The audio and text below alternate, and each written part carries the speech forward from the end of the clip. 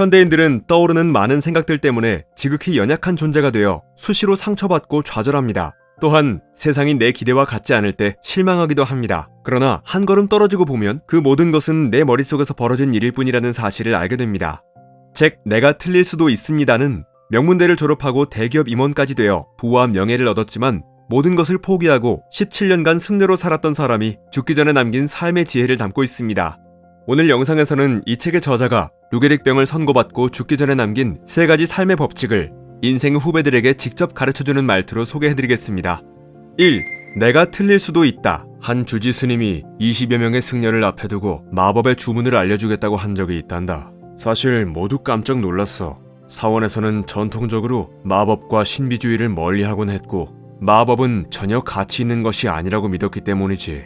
모두가 놀란 가운데 스님은 이렇게 말씀하셨단다.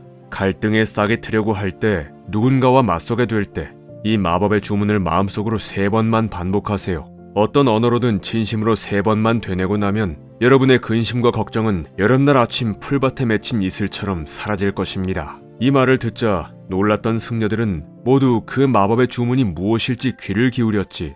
주문 3번만 되뇌면 근심이 싹 사라진다니 얼마나 마법 같은 일이겠니? 그때 주지 스님이 알려주신 근심과 걱정을 없애는 마법의 주문은 바로 이거란다. 내가 틀릴 수도 있습니다. 내가 틀릴 수도 있습니다. 내가 틀릴 수도 있습니다. 내가 틀릴 수도 있습니다. 참으로 단순하고 명쾌한 진실이지만 그만큼 너무나 쉽게 잊어버릴 수 있는 말이기도 하지. 이 단순하면서도 겸손한 관점을 유지하기란 정말이지 쉽지 않단다. 이 지구상에서 의례적인 말이 아니라 진심으로 내가 틀릴 수 있다라고 쉽사리 인정하는 사람을 과연 찾을 수 있을까? 나는 아니라고 생각한다. 그런데 만약 대다수 사람이 대체로 자기가 틀릴 수 있다는 점을 기억한다면 세상이 어떻게 보일까? 우리는 어떤 대화를 나눌 수 있을까? 옳다는 것은 결코 핵심이 아니란다. 나 또한 그 사실을 알고 있었지만 옳고 그름을 따져야만 하는 것은 거의 인간의 본능과도 같았기에 그것을 실천하기 어려웠지. 하지만 누구에게나 시행착오를 거칠 권리가 있는 법이야. 나는 누군가와 옳고 그름을 따지며 언쟁을 벌일 것 같을 때마다 마법의 주문을 떠올린단다. 나도 틀릴 수 있다고. 인간은 본래 자신이 더 행복해지는 방향으로 살아가려는 습성이 있단다. 내가 틀릴 수 있어. 내가 다 알지는 못해 라는 생각에 익숙해지는 것만큼이나 우리가 확실하게 행복해질 방법은 없을 거야. 그러니 늘 기억하렴. 근심과 걱정을 모두 사라지게 할 마법의 주문을. 책 내가 틀릴 수도 있습니다에서는 과거를 후회하고 미래를 두려워하느라 지친 사람들에게 죽음 앞에서도 기쁨으로 살았던 승려가 남긴 진정한 행복의 지혜를 알려주고 있습니다. 2. 항상 너 자신에게서 시작하라. 나 자신을 사랑하는 것은 언제나 어렵단다. 다행히 부처님은 이를 위해 4가지 거룩한 마음가짐을 알려주셨지. 이 마음가짐을 온전히 갖춘 사람은 비록 속세에 몸담고 있어도 범천, 즉 불교의 수호신이 다스리는 세계에 머무는 것과 다른 게 없다고 했단다. 아울러 그 마음가짐 안에서 우리 안의 아름다움을 발견할 수도 있지. 4가지 거룩한 마음가짐은 바로 사랑하는 마음을 뜻하는 자애, 타인을 불쌍하게 여기는 연민, 타인의 성공을 자기 일처럼 여기고 함께 기뻐하는 희열, 모든 것을 받아들이고 이해할 수 있는 평온이란다. 부처님은 이 마음가짐을 기르는 방법도 말씀해 주셨단다.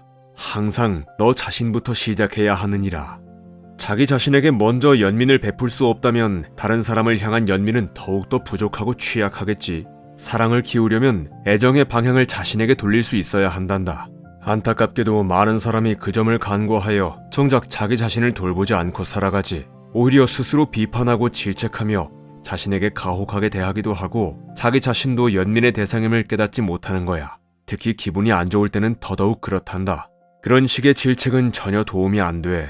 그보다는 고통의 원인을 파악해서 우리가 끌어낼 수 있는 최대한의 연민과 이해로 바라보려고 노력해야 하지. 그래야 암울한 생각에 맞설 방법을 찾아낼 수 있고 그 생각을 믿지 않고서 빛 가운데로 끌어낼 수 있단다. 너 자신을 좀 더 사랑하고 너 자신을 좀 더 불쌍히 여기며 너 자신의 성공을 진심으로 기뻐하고 너 자신의 모든 것을 있는 그대로 받아들여야 한다. 항상 너 자신에게서 시작해야 한다.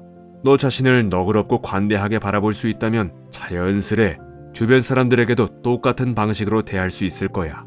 하지만 자신을 계속 가혹한 관점에서 바라보는 한 다른 사람들에게도 온전한 사랑을 베풀 수 없다는 점을 명심하렴.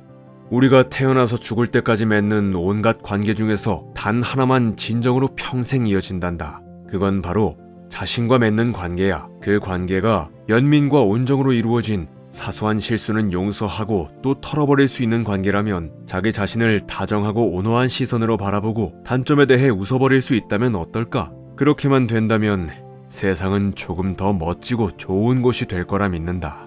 책 내가 틀릴 수도 있습니다의 저자는 2018년에 루게릭병을 진단받고 서서히 모든 것을 빼앗기면서도 그 시간을 담담히 받아들였습니다. 그는 내가 틀릴 수도 있습니다를 출간하고 2022년 삶을 마감했습니다. 두려움도 망설임도 없이 떠납니다. 라는 말과 함께 3. 떠오르는 생각을 다 믿지 말라. 예전에 한 달짜리 명상 수련 과정을 단 4일 만에 포기한 적이 있어. 나는 쉽게 포기하는 사람이 아니었는데도 중도에 포기해버린 거지. 도망친 날 저녁 뭐가 잘못된 것인지 곰곰이 생각해 보았단다. 나무 널빤지에 누워 자는 것도 꼭두 새벽에 일어나는 것도 형편없는 음식도 모두 괜찮았어. 그런데 쉼없이 떠들고 울먹이고 비난하고 비판하고 독설을 날리고 의문을 제기하고 불평을 일삼는 내 생각과 홀로 마주하는 것은 도무지 참을 수가 없었던 거야. 이 사실을 깨닫자마자 나는 나 자신과 협상을 시도했어. 앞으로는 나 자신이 좀 더 견디기 쉬운 사람이 되기로, 내 본 모습을 좀 더 편하게 대하는 사람, 내 생각에 지배되지 않는 사람, 그리고 언젠가는 나 자신과 좋은 친구가 될 수 있는 사람으로 말이지. 그러기 위해서는 슬픔이나 불안감, 외로움에 밀려들 때 호흡에 집중하면 좋다는 사실을 알게 되었어. 그리고 내 의식을 정면으로 바라보고 머릿속으로 떠오르는 온갖 생각을 아무 의심 없이 믿지 않아야 한다는 사실도 알게 되었지. 사실 떠오르는 생각 대부분은 아무 의미 없이 떠오르는 소음에 불과했어. 그것을 깨닫게 되었지. 이것이 부처님의 첫 번째 선물이었단다. 그리고 얼마 뒤 4주의 명상 수련 과정을 마치려고 다시 사원으로 돌아갔고 중간에 2번이나 더 포기한 끝에 기어이 끝마칠 수 있었단다. 그곳에는 타나시라는 스승님이 있었는데 그는 내가 그만두겠다고 할 때마다 따끈한 두유를 건네며 이렇게 말했어. 이거 마시고 한 잔 푹 자도록 해요. 당신은 이걸 하려고 먼 길을 왔어요. 어쩌면 내일 아침에는 마음이 바뀔지도 몰라요. 실제로 내 마음은 매번 바뀌었지. 부처님이 왜 인생의 무상함을 그토록 강조했는지 어렴풋이 알 것 같았어. 그때 영원한 건 없다는 사실을 깨달았단다. 힘든 시절조차 영원히 지속하지 않는다는 사실을 말이야. 이것이 바로 부처님의 2번째 선물이었단다. 그리고 일상으로 돌아와 아침 저녁으로 명상을 계속했지.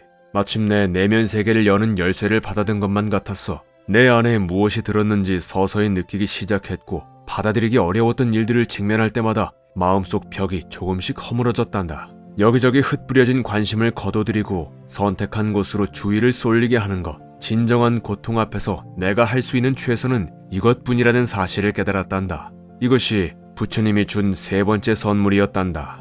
마음속에 떠오르는 생각을 무조건 믿지 않을 때 비로소 자기 내면에 참된 친구이자 소중한 동반자를 두게 된단다. 떠오르는 생각을 거르지 못하고 다 받아들이면 우리는 지극히 연약한 존재가 되어 수시로 상처받고 말지. 그래서 자기 생각을 모두 믿어버린다면 우리 삶에서 가장 암울한 순간 바닥 없는 시면으로 빠져들게 된단다.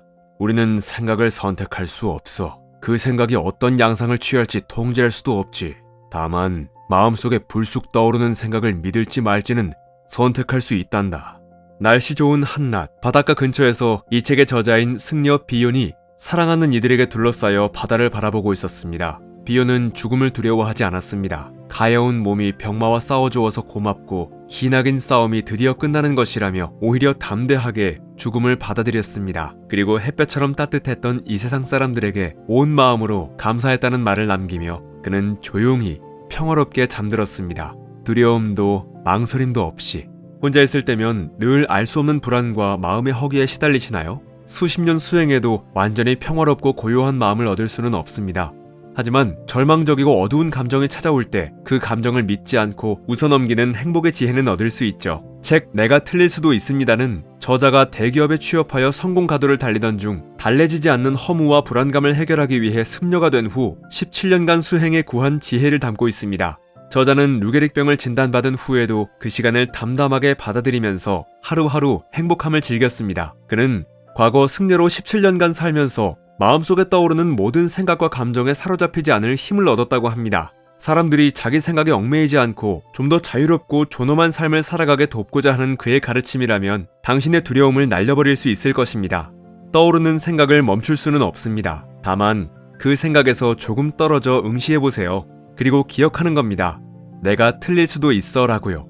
그때 비로소 당신의 타고난 지혜가 들려오기 시작할 것입니다. 책갈피였습니다. 당신의 성공과 행복을 응원합니다.